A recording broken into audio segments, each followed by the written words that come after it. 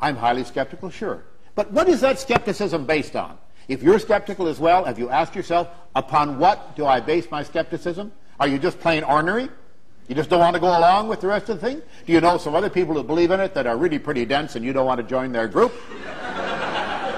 You've got to have a reason, I think, for yourself and for others as to why you are skeptical. These things are not likely to be true. Therefore, you need proof of them. Now, you're not required, or am I certainly required, to prove a negative. I can't do that.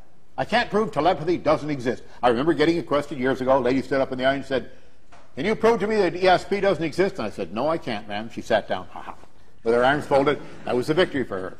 And then I went on to explain, I can't prove a negative. My question is, do you believe in it? She says, absolutely. I said, can you prove that it is so? She said, well, I'm quite convinced of it. That's not my question. Can you prove that it ain't so, or that it is so? Not that you can't prove that it ain't so. Can you prove that it is so? You're the one making the claim. And they are the folks making the claims. We're not. We skeptics, as Michael Schoenberg clearly pointed out, we're not in the business of debunking. If I were in the business of debunking, and I've often had that label pinned on me, and I've always resented it, and I've denied it, if I were in the business of debunking, it means I go into an investigation convinced that this ain't so, and I'm going to show you that it isn't. I'm not a lawyer. I don't have an advocacy position to take. I'm convinced this isn't so. I don't care what the evidence is. I'm somehow going to prove that it ain't so. No. I go into the thing investigating. Now, to be perfectly fair with you, let's be real for a minute. Well, all the way through this, I hope. I can't prove a negative. It's true. But I go into this thing, I say, prepared to be shown. Am I prejudiced against it? Oh, yes. I have to admit that. After all, if you've been sitting by a chimney for 63 years on the evening of December the 24th, and a fat man in a red suit has never bounced down the chimney, all you can say is 100% of my evidence shows me that this is not necessarily so. I don't have any proof that it is. And what's more important, folks, is this one fact: it's not very likely to be true based upon what you already know. Now, I often end my lectures with this little illustration. People will ask the question endlessly. Can you show that it ain't so? No. Then I got you. No. You have to prove to me, since you say it is so, that it is so. Suppose I illustrate for you, I think rather well, but you'll be the judge of that in a moment, whether or not you can prove a negative. Let's take Santa Claus. That's a very good example. Well, around the end of December, I'm awfully popular, I must admit, in the street, and I have kids almost worshiping me. I'm sorry if they're disillusioned later on, but who knows? It wasn't my fault. I didn't tell them the myth in the first place. You have to examine the Santa Claus thing by specific means. Now, there's one way you can go around and measure chimneys. But that's not much of a, he does come in the back door, I'm told, occasionally, if the chimney's occupied, or it's too small. So that's not much of a way of investigating it. Let's, flying reindeer, there's a good way. Hey, that we can test. Oh, please, don't tell the ASPCA about this. I don't really want to do the experiment.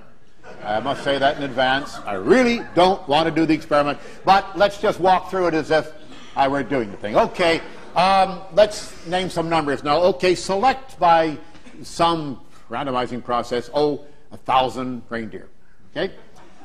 And you get them all together in a reindeer truck or something. I don't know what you put a reindeer in. And a whole bunch of people with whips or, I don't know, what do you do with reindeer? But anyway, get some people who know how to handle reindeer and stick them up on top of the World Trade Center in New York. You're laughing and you're making assumptions now. I can't have that. You're going to test whether or not reindeer can fly, okay? So I'll sort of walk through it with you, if you'll bear with me. You have a guy there with a... That's a dirty laugh, lady. I want to tell you. But I like it. Keep it up. You go on the top of the the World Trade Center, and you have your 1,000 reindeer there. I put numbers on the side. 1, 2, 3, all the way up to 1,000. Big numbers so you can see them. And you have a guy with a videotape camera, lots of pads of paper and whatnot, and pens at work. And you say, okay, the time is now 10 past 10 in the morning. Okay, first experiment, number 1, please. And number 1 up to the edge. And ready? Okay, video camera going. Good. Push.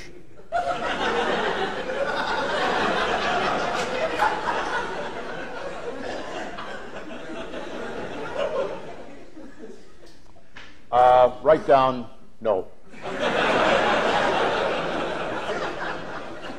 Really no. Number 2, push.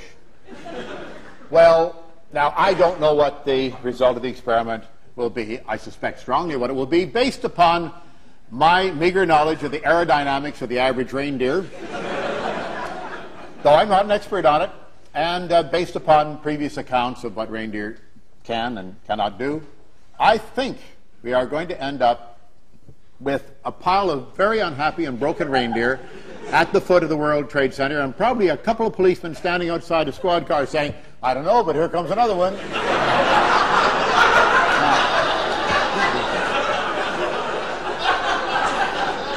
Now, it gets better. I won't throw any more reindeer, I promise. Now, what have we proven with this experiment? Have we proven that reindeer cannot fly? No, of course not.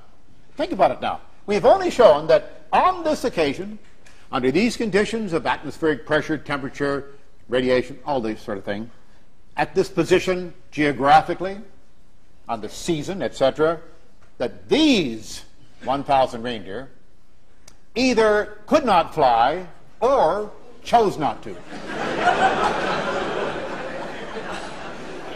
Now, if the second, then we know something certainly about the IQ of the average reindeer in this group. However, we have not proven a negative. We cannot prove a negative, technically and rationally and philosophically speaking. However, people will often look at this example and say, well, how many reindeer would you have to test? Now, I'm not going to get into the statistics of the thing. Art Benjamin can handle that for you. I'm not going to get into the arguments on the matter. I will only tell you that you cannot prove a negative, and I think that's a rather good example of it that you might wish to use in illustrating your point. The other folks who claim that it is so are required to prove it. And if it's so, it's very easy. Just show me one flying reindeer. Of course, then they come up with the rationalizations and they say, oh no, it's only the 8 tiny reindeer that live at the North Pole who can and will, on the evening of December the 24th, fly to do that specific job. In that case, you have to throw up your hands and say, well, I don't think your hypothesis is very testable. For more of James Randi and the Educational Foundation, make sure you visit randi.org.